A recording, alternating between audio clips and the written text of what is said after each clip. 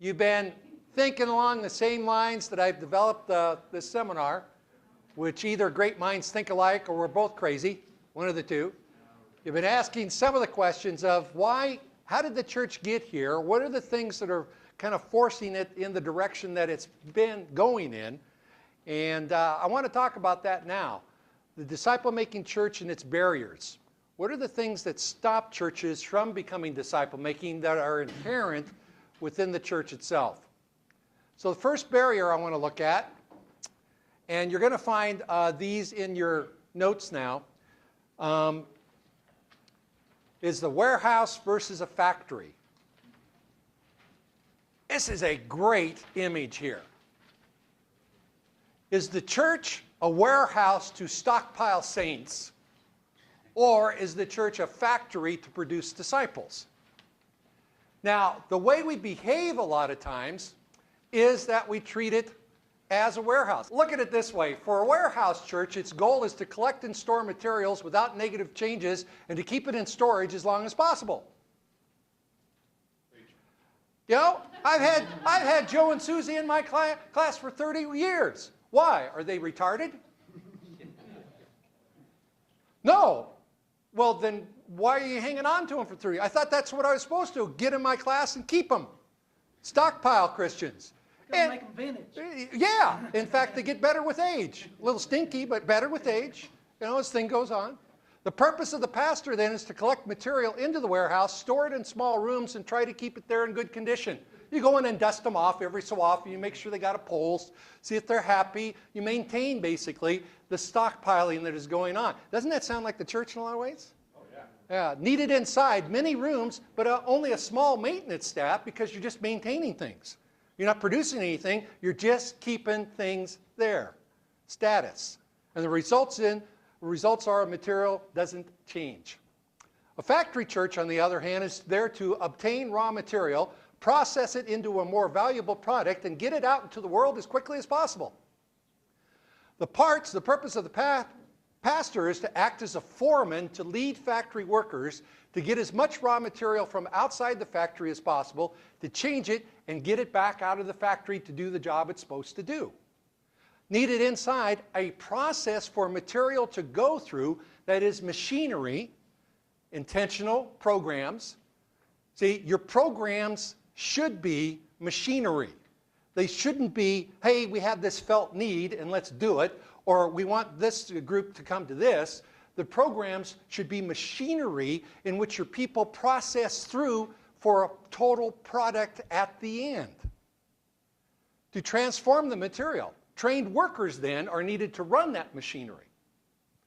And the results are material inside is effectively changed and becomes useful to the owner and processes through. Another way to look at it might be this way. This is a warehouse church that is compartmentalized. They argue over facilities, money, budgets, the people, resources, and they put turrets up around their territory and blast anybody that gets close to it, and only let the promised few into their territory that they want, and become standalone type of programs and entities within the church where, again, if a church has a huge women's ministry, but a very small women's ministry and hardly existent children's ministry and mediocre worship, is that a strong church? Come on, it's okay to say that here. There are not that many women. It's all right. No, is it a strong church?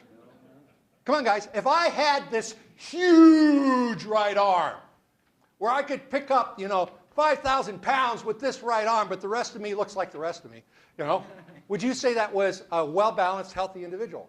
No. No. But I have this huge right arm. It's about balance, about the whole thing working together. Even you might have this huge children's ministry. The other ministries aren't doing so well and everything. You're not healthy. What makes a healthy church is it's a factory. It takes people from the world into its system, and it flows through a pathway where they can see and they come out looking like the saint, or a saint. That's an old TV reference. I'm showing my age again with that. All right. Anyway, if we can look at our church in this way, and that this is what we really should aim to do, then these parts start to understand, oh, my job is to do this in your life, and when you get past that point, then my job is to get you connected with the next level and pass you on. And I'm doing my job by not keeping you in my class. I'm doing my job by graduating you out of my class into whatever else you need to do. When it's seen in that way, then it flows through and disciples are produced. But a lot of our churches are like warehouse churches, aren't they? Next barrier, the institutionalized church. An institutionalized church is a church which focuses on and is more committed to the forms and programs of ministry rather than the purpose and product of ministry. Let me say that again. Institutionalized church focuses more on the forms and programs of ministry rather than the purpose and product of ministry. When a church starts saying, because we've always done it that way before, Pastor, or that we've always had this ministry, or that this really met my grandma boo-boo's needs, and therefore we should keep it, they're talking as an institutionalized church. When a church starts saying, is it doing what it's supposed to do? Is it producing what it's supposed to produce? Is it fitting in with the rest of the system so that it's not in competition with, but produces the things that it should produce? Then it is a non-institutionalized church. Instead, this church focuses on preaching and maintenance. Its leader development is some people rotate to new positions by nomination. And how do we pick those people? Usually by tenure. You know, have you ever noticed that? You know, hey, it's time for Joe to become a deacon. Why? He's been here 10 years. Oh, okay. What's he been doing? Well, he's been here for 10 years. Well, what do you mean by that? He's here every Sunday. Isn't that the criteria a lot of times? Oh, yeah. You know, and we haven't asked the question, where is he in his spiritual development? Is he, we haven't asked the right questions. We think, again, that just showing up produces a disciple when it doesn't. So the power is in the board, committee, tenure, especially in smaller churches and smaller towns, too. I mean, they've known each other forever. I'm in Coquille right now, and I said I wouldn't mention them too many times on the tape, but I'm in Coquille, and that town is a small town, about 4,500, zero population growth the last 10 years, zero population projected for the next 10 years, population growth, and they've known everybody. You know, you talk about so-and-so, oh yeah, they live, and they can tell you where they live and how long they lived there and, where they went to school and who they went to school with and everything like that. And they're just all familiar with one another. And so spiritual maturity is not necessarily the issue for moving up in the church, it's longevity. Spiritual growth is just through Sunday school and fellowship groups, root values, tradition, and a relational caste system. Do I speak the truth? Unfortunately. Yeah. All right. Let me say this first before I move on. The institutionalized church, the good has become the enemy of the best. And here's the key phrase that you want to, if there's, my sound bites that you can use. Activity has replaced productivity. Activity has replaced productivity. I go to Sunday school, I go to worship service, I go to Sunday evening service, I go to Wednesday night Bible study, but have I produced a disciple? Well, I've gone to Sunday morning worship service, I've gone to Sunday school, I've gone to Sunday evening service, and I've gone to midweek. But are you becoming a disciple? But I've gone to Sunday morning worship service, okay, just attendance in and of itself is a lot of activity, but the question is, are we producing something, or are the activity actually doing what we want it to do? Unless the church changes, it can't disciple as a corporate entity where its value system, it's not to be, we've always done it that way, but must be, is it doing what it should do? Next one, the unintentional church. Third reason churches aren't more effective in disciple making is that most churches are unintentional about the process that we've talked about. Again, just thinking that worship, nurture, outreach all kind of spontaneously produce a disciple in and of itself. Such churches do not make disciples effectively for three reasons. If you don't have intentionality and if you don't have a progress, process, it doesn't work. In fact, again, let's go back to Willow Creek. Willow Creek has one of the best small group systems in the world, but it wasn't producing disciples. Why? You would think Bible study in a small group would produce disciples, wouldn't you? What's the element that's lacking in Bible study in a small group? The part that's lacking is intentionality and sequential development. In other words, most Bible studies are like your Bible studies. They get together and they say, what do you want to study? Oh, I don't know. What do you want to study? I don't know. What do you want to study? I don't know. How about the book of Romans? Okay, let's do the book of Romans. We'll study the book of Romans. Good. Okay, let's study. What do you want to do after Romans? I don't know. What do you want to do after that? It's that type of learning process that's there. And the problem is when there's not an intentional sequential process, people get up and they do grow. What they saw at Willow Creek, and we would agree with them, is that if you get a brand new Christian into a Bible study, you'll see this happen in their lives. They'll get up in that second phase of development and they'll get grounded really good and they'll start to learn stuff, but then they'll get stuck and they'll plateau. And it'll stay that way. And the Bible study will stay that way too. So a lack of intentionality causes that to happen. Now, the reason why this happens is, first of all, the leaders don't know what a disciple is. They don't even have a clear, agreed-upon definition. And you can't effectively make something if you don't know what it is. I had this little exercise I did when I was teaching at Puget Sound Christian College. On discipleship, I'd say, does everybody know what a dog looks like? Everybody know what a dog looks like? We all know what a dog looks like, right? Okay, then I pass out, clear sheets of acetate. That's for overhead. It's an ancient technology that we used to use that would project things up. Okay, you understand that. All right, so this ancient technology, I pass out these clear sheets to them all. I say, okay, this group, you do the nose, you do the ears, you do the eyes, you do the head, you do the body, you do the front legs, you do the back legs, you do the tail. And then I take them all and I put them all together. And we project the image of that creation by committee up on the board, up on the screen. And what did it look like? A monster, right? A monster. But if you think about it, isn't that kind of how we do discipleship within our church? Well, yeah, we all know what Jesus, it looks like Jesus. We'll just make him look like Jesus. But if you get down to it, we've got a different kind of image of exactly what that looks like. No agreed upon image. And so if we're all trying to make us look like Jesus, but we really don't have a definition of what that is, then you're going to make a mess instead of a disciple. Now, this is a definition of a disciple. I want you to notice some things about it here. Number one. Can you guys see that?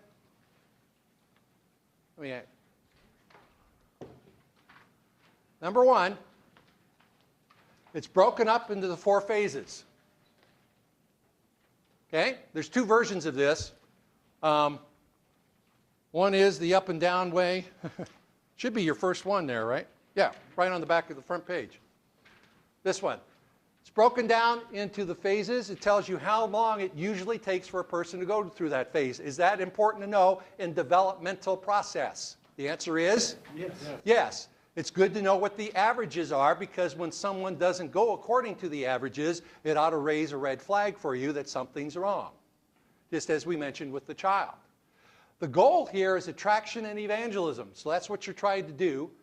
The characteristics at the end of each phase, and there's a list of, by the end of this phase, the student should have made a decision to trust Christ as Savior, etc., like that. Does that all make sense? All right, then over here, you have recommended small group to put them in, and we're going to get into that in a while here. But now this is a phased, sequential, and intentional way of making a disciple. This small group leader in a covenant group or a connect group knows exactly what he's trying to do. He's trying to do that. Could you walk into your small group leader and say, what are you trying to do by the end of this quarter? You'd probably get a blank look, wouldn't you? Study the Bible. Have good fellowship. Do some shepherding. Okay, those are generic. All small groups should be doing that. But what are you trying to do with your students in this class during this phase? Well, this person knows. And how will they know that they're successful? because most of the students will have had these things in their lives by the end of that phase. If not, they stay in that phase until they get it. Use different curriculum. Next one, come and follow me, 9 to 12 months. Has learned to be intentional in the ministry he or she chooses, has learned the importance of submission to God and desires to submit, beginning to, now this is the Reader's Digest. In an overall definition, these are major headings, and there's a bunch of subheadings underneath this with the passages of Scripture that back it up. How do we know that that's what is supposed to be done under that phase? Because that's what Jesus did during that phase in his walk upon this earth. And so we know he was doing that at this phase, so that's what we should do at this phase. That's where that comes from. Basic accountability group, it's a different small group now. Why? Because just like the 3rd grade has to be treated differently than the 11th or 12th grade, and its dynamic and its content, so do these groups act differently. And then it goes on down. Does that make sense to you? Yes? The months or years that it takes to go through the phases, how did you arrive at that? It took Jesus, this is the fuzziest one that we've got. So, but it took Jesus 9 months here, and it took Jesus 2 years here. That's where they come from. Yeah, we don't have a whole lot of information on this one, so that's why it's kind of fuzzy. Plus also, you're kind of doing 2 things in this first one. You're both attracting them, winning them, and establish them in the basics of the faith at this beginning. That takes about 6 months to do that. Longer, sometimes 15 years, whatever. But yeah, that's where it comes from, though. Now, some things you do come into consideration here. Some churches I know take 2 years to get through this phase. And their reasoning is we are not dealing with people that come from a strong Judeo background. We're dealing with pagans now, and we've got a lot more ground to cover until we can catch up. So this is flexible. It's based on what Jesus did plus experience. Yes? Have you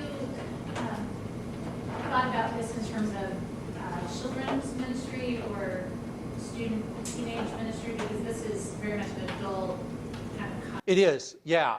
There was a person way back in the beginning days of Disciple Path when it was called TNET in the U.S. that actually did that.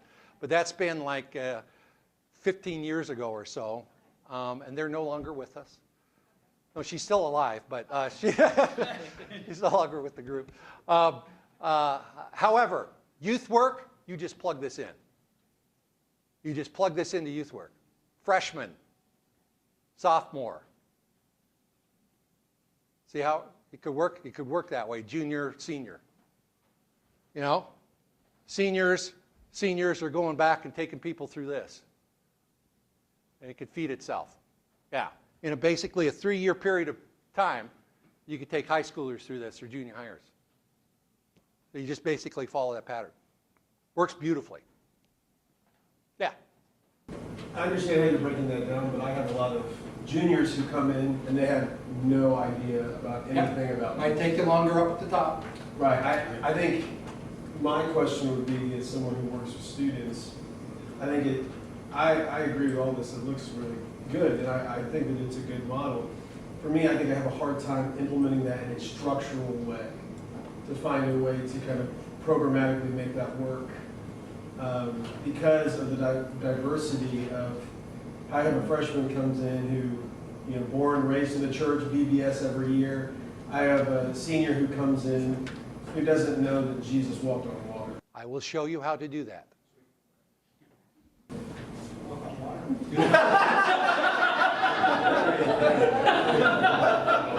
Sure, just got to be real cold.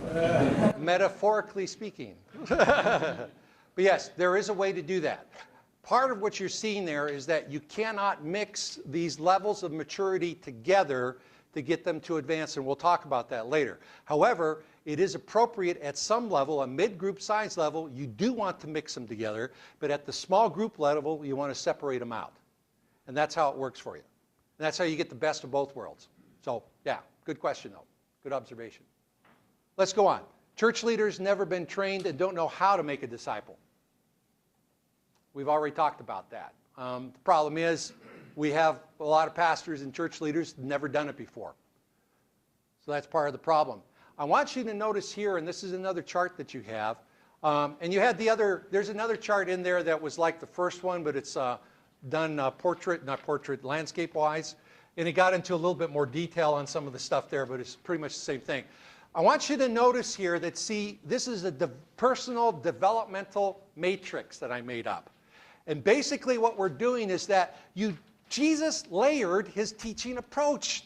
Don't you see that, don't you? You know, he didn't sit down and all at one setting give them everything that they needed to know about prayer. He was layering this within their lives. And so what we do is that we don't just sit down and give them all the information about something. We give them what they need to know at this level and take them up to that level, get it into their lives so they're actually doing it. Then we go to the next level and teach them the next level.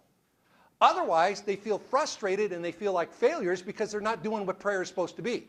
But if we just teach them this part of prayer and get them successful at that part of prayer, then they're ready to move on to the next stage, and we lead them through that. So there's this layering process that goes as you develop the skill. Again, when you're dealing with teaching a musical instrument or anything else like that, that's what you do. You teach them some basic rudiments, and then you lead them from that and build on those to the more complicated rudiments until they can handle it. So as you can see here, like in prayer, you teach them conversational prayer. That's a big hurdle for brand new Christians to get over, to do a conversational prayer in a small group. Then you teach them how to do a half a day in prayer. Oh, a half day in prayer. Oh, my goodness. But after you teach them this, you say, what, only a half day in prayer? Let me at it. Get to do it again. Then you teach them intercessory prayer. Then you teach them journal keep. You layer it up. You keep taking it up another notch as you go through this process. And as you can see then, this really develops the individual because you're moving them forward in the same area but at a different level. Does that make sense?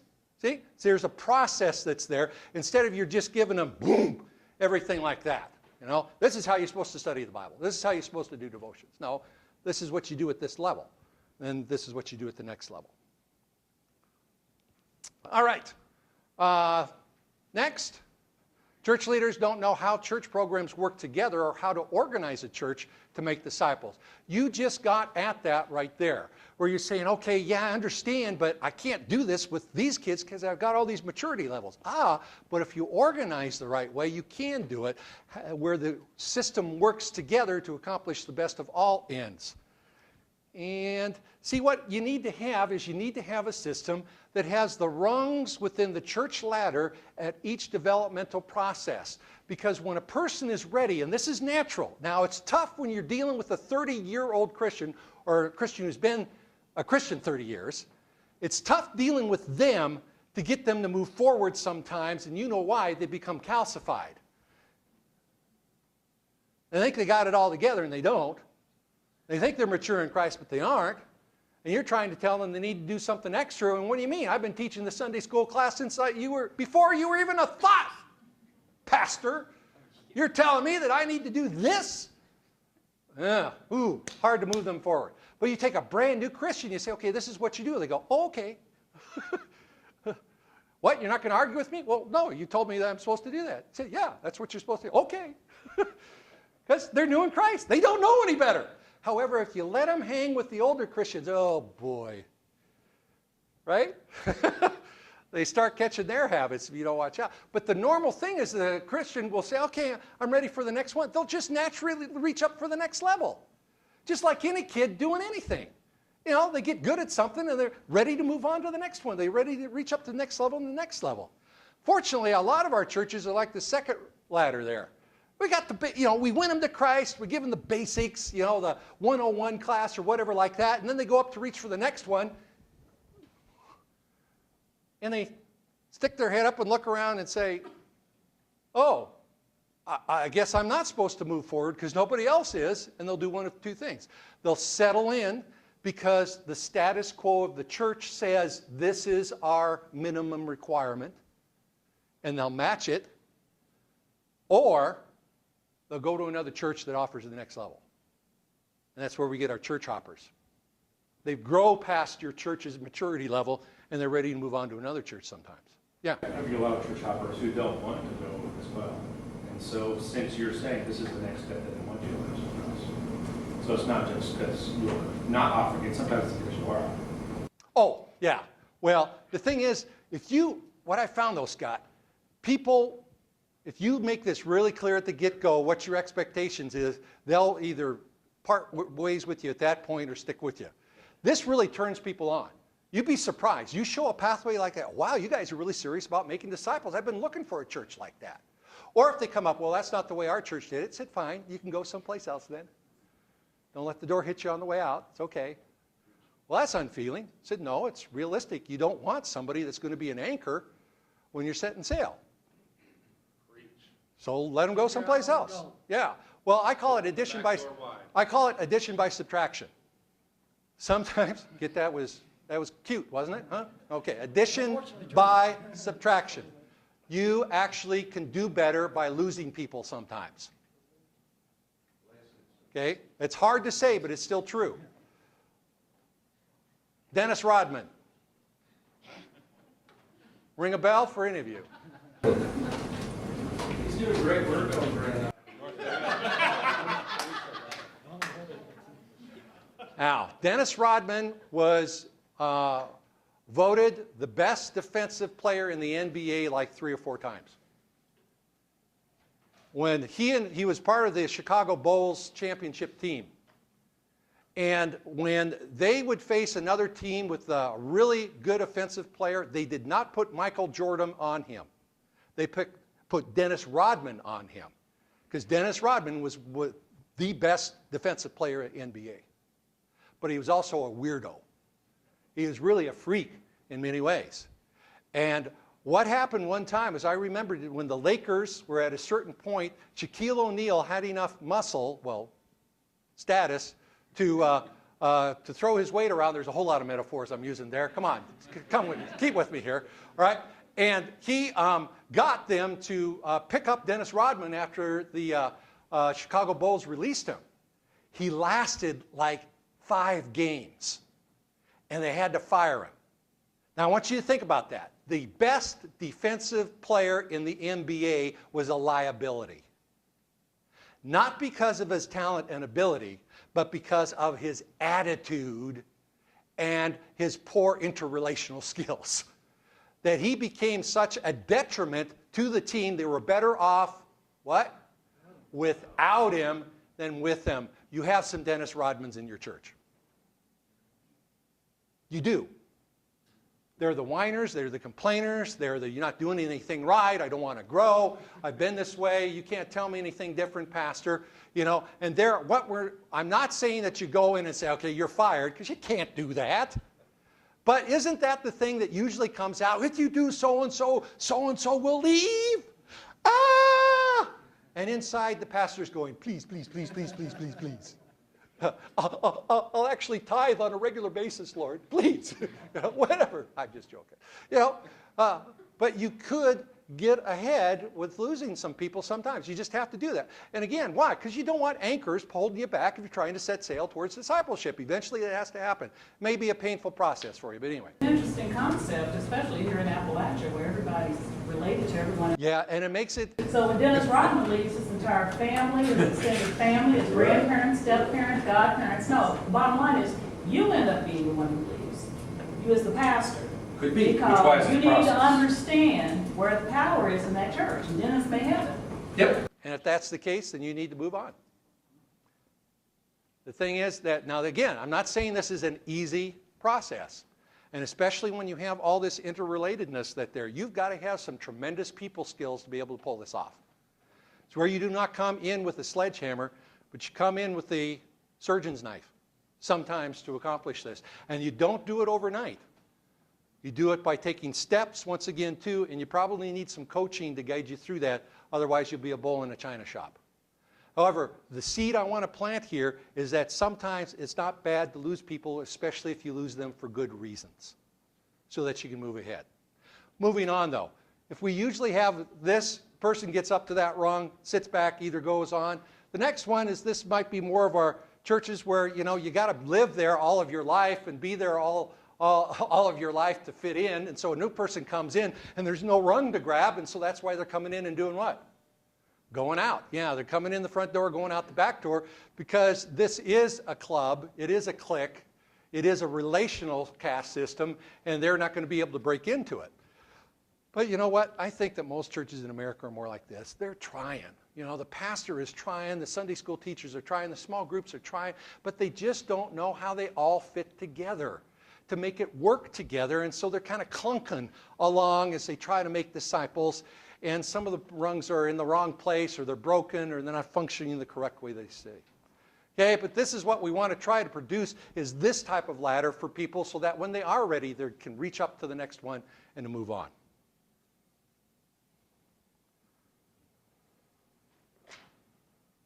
An event-driven church. Remember 40 Days of Purpose? Oh, yeah. Huge campaign. Been about 10 years now. Huge campaign. Huge. 20,000 churches of all denominations. 50 states, 19 countries. Average church growth in worship attendance during the 40 Days of Purpose was a 20% increase. Average increase in group attendance was a 102% increase during the campaign. Here's some quotes. Our church will never be the same. This is the greatest thing that has ever happened in our church. I've seen more growth in our members in our church in 40 days than in the previous 13 years. Reasons for its success: excellent planning and process, unified, concentrated focus by the church where it unified on one goal, solid biblical foundational principles from Rick Warren, simple and easy to understand communication through the book, challenging though within it also, but also it was successful because America is an event-driven culture, and it got media and secular world's attention. I remember when I was at South Lakeshore Christian Church at the time, pastoring there, and we went through the 40 Days of Purpose. It was a hot enough topic, the local newspaper came in and did an interview. Why were we doing it, et cetera, like that. First and only time our church has been in the newspaper. Well, except for the murders I committed, but other than that, no. He was acquitted. Yeah, but again, all charges were dropped, so no, just joking. Now, so here this is. There's the problem, though, that came from this. Remember, they were saying this. Remember what was being saying? Rick Warren was saying, is this what revival looks like? That's what he said. And the answer is no. How do we know that it wasn't revival? Is America any different today than it was then? Is it any better? And the answer is no. Did churches grow and keep growing? The answer is, oh no. So why didn't it? Well, because this happens. What we see with event-driven churches is that we have this big push, this big drive, this big event. We see, whoop, all these things, spiritual fervor, excitement, you know, people coming to the Lord, people in Bible study and everything else. And then after the event goes, what happens? Shunk. And sometimes it goes down below where it was before. Isn't that sad? I've seen the statistics. Isn't that sad? And so what do? Well, they come up with, and what happens? Woo! And then we end it, and boom, back down. Some of you have probably done the just walk across the room thing. Did you do that big emphasis from Willow Creek on evangelism? Did your church do that whole church type of thing? Studied it in small groups, studied it in Sunday school, preached on it? Anybody here? Well, a couple of you did. All right, yeah. My church did it. The church I was attending, Rainer View Christian Church. And 6 months later, I went back to the pastor and I said, did our evangelism quotient go up? The answer was no. Oh.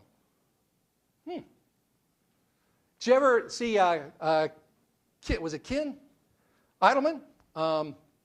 Had the Not a Fan series? Did your church? Kyle. Yeah, Kyle.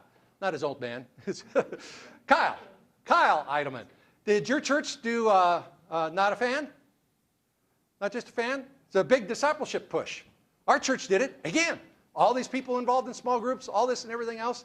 Did our discipleship quotient go up? The answer is No, but see, we're trying to do something with a method that doesn't work. In fact, what happens when we're an event-driven church is that this starts to happen.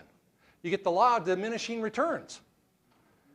You know, the events don't work quite as well because you can only stir them up so much. You can only keep them going so much with the excitement. It doesn't last that is there. And because there isn't a system to come underneath it, and this is, you read Bill Hull's Revival, Repentance, and Reformation. And his point in that book is this, that the difference between Luther's Reformation and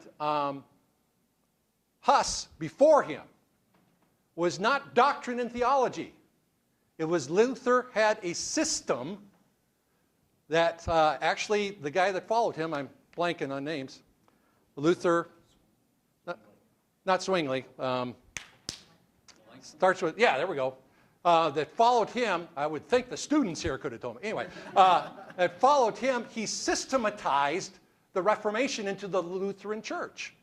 And the difference between him and Hess, I mean, Luther didn't even hear about Hess until they charged him of that, and he went and said, oh yeah, I guess I do agree with him. He went and looked at it. Then the only reason, the difference between the two is that he systematized it.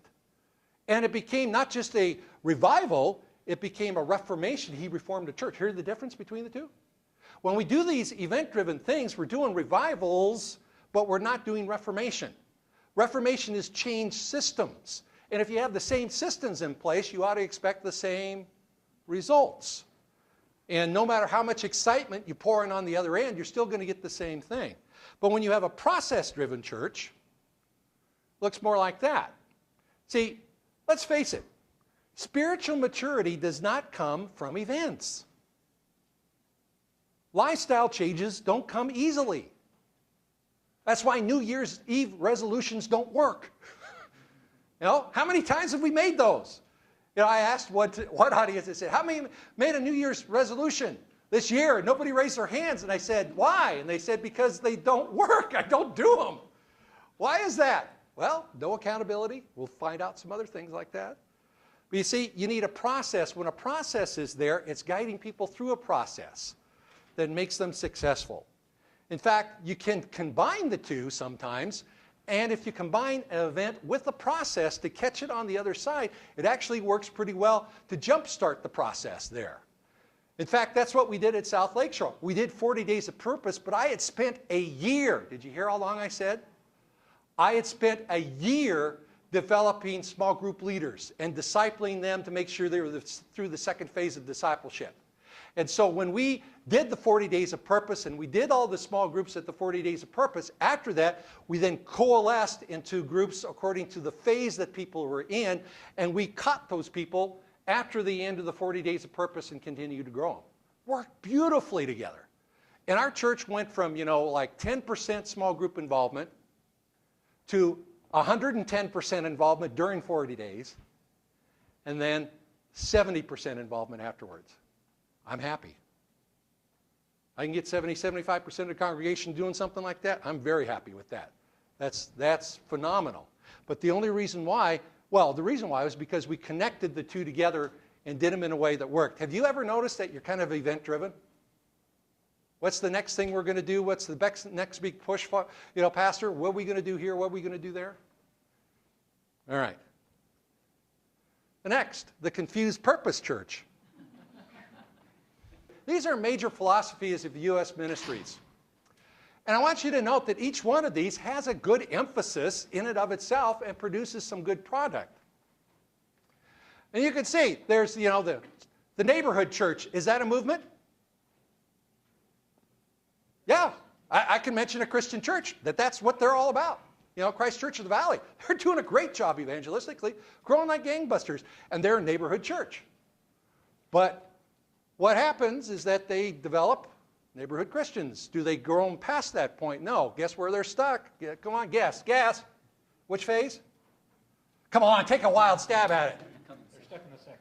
There we go. Thank you very much, Heath. You get an A. All right. Rest of you, I'm not so sure yet. Okay. Yes, they're stuck in the come and see phase with that. They do a great job of getting new people, growing them up to the second phase, and then that's it. Why? Because they're all about being a neighborhood Christians. Attractive pastor church. There's only a couple churches here that could do that. That was a joke. I can't, you guys. Is my Northwest humor not working on you guys? What's wrong? I know why you're friends with Mike Sweeney. Oh, okay. Oh, Mike, does it hurt? Oh. Great compliment. All right. You've got the classroom church, know the Bible, Bible teacher, etc., like soul winning church. And again, while all these have necessarily a nice aspect of things, the problem is that when this is the central value of the church, it seems good at first, but the problem is that they prioritize this one value above the holistic goal of making disciples, and the result is in unbalance and therefore unbiblical. Again, God doesn't just want converts. He wants disciples in the midst of it. But a disciple-making church has a central value of what? Making disciples. And you see, folks, when that is the central value of your church, what do you put up as the litmus test for every program? Is this program what? Yeah, if it's not, you got to rethink it. If it's not accomplishing that, we got to rethink it. How does it fit into us making disciples here? How does our women's group, our men's group, our children's ministry, our small groups, etc., how do they fit in? Are they part of the flow that are here? How are we together making disciples? And when that becomes a litmus test, it gives you the right. Did you hear what I said? It gives you the right to demand that. But if it's not agreed as the central value, which you're going to have to work at getting agreement, would you agree? Would you agree with the agreement thing? It's going to take you a while to get them to really agree with that, because they'll smell what you're going to do. They'll know what you're going to head for, and you're going to make them be a disciple. Uh-oh. I'm going to have to get serious about my relationship with God. And that may cause problems and issues that are there. But it gives you the right to start saying, hey, this is what it's all about. And so what is the pastor's role? He is a leader, he's a trainer, he's a maker of disciples. Maturity is the key term. Discipleship process, modeling, multiplication. Structures are leadership training and small groups, and the end product is mature, reproducing Christians who will go out and reproduce more disciples who reproduce more disciples. So, does it take some work to get there? Once again, yeah. But you can use these type of tools. This is why I'm giving this. Sit down with your group and say, which do you think we are? What are the strengths and weaknesses of our church being this way? What is the liability if we continue doing this? Are we really getting the end product that we really desire? Is there a question? Yeah, would you put the missional church up there? Would you consider it to be a confused It was purpose? there. A missional church.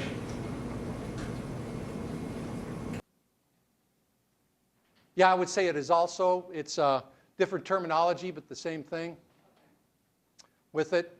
As we mentioned before, when you make mission your mission, you've put the wheel in the engine compartment. The engine is disciple making. The way you express it is through mission and reaching out and other ways, etc., like that. Phase one, you don't see the come and see the result of, for example, going out meeting the needs of people, the physical, Sure. material needs. That's one of the things. Therefore, you would bring them back in. That's one of the things a disciple-making But church it wouldn't does. be an event, it would be ongoing. That's the purpose of the church, is to meet the needs of people in the world. And you put that into the value system of the small groups where they're doing it. But the mission of the church is not missional. The mission of the church is making disciples that is expressed in all these different ways.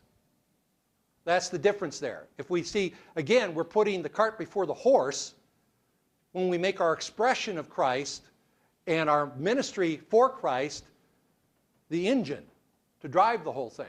Where disciple making needs to be that, and then you're doing those things because of disciple making.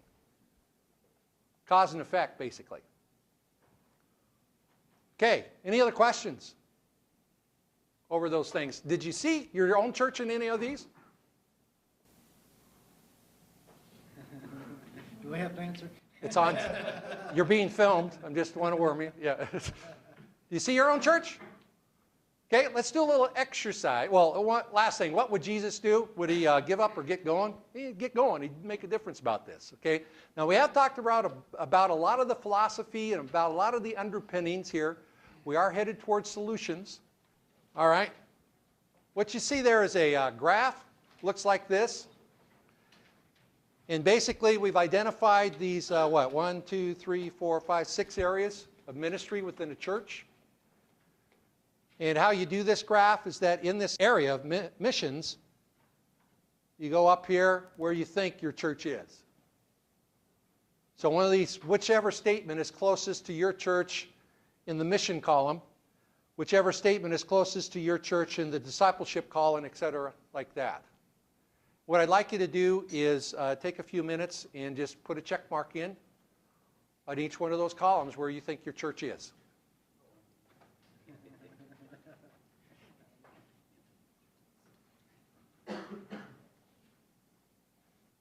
Okay, then I want you to do this. Why don't you coagulate again and discuss your responses to that. Well, where did you see your church? Why? What do you think the reason is? How difficult would it be to make it a disciple-making church?